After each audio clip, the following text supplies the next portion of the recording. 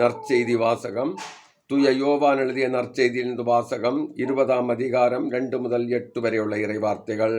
வாரத்தின் முதல் நாளன்று மகதலா மரியா சீமோன் பேதுருடவும் இயேசு தனி அன்பு கொண்டிருந்த மற்ற சீடரிடமும் வந்து, ஆண்டவரை கல்லறையிலிருந்து யாரோ எடுத்துக்கொண்டு போய்விட்டனர், அவரை எங்கே வைத்தனரோ எங்களுக்கு தெரியவில்லை என்றார்.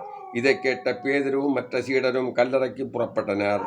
இருவரும் ஒருமித்து ஓடினர். மற்ற சீடர் பேதுருவை விட விரைவாக ஓடி முதலில் கல்லறையை அடைந்தார்.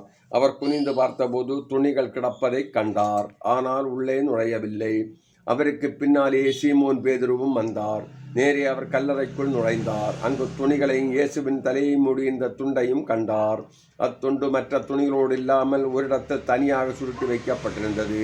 பின்னர் கல்லறைக்கு முதலில் வந்து சேர்ந்த மற்ற சீடரும் உள்ளே சென்றார், கண்டார், நம்பினார். இது கிறிஸ்து வழங்கும் நற்செய்தி. கிறிஸ்துவே உமக்கு புகழ்.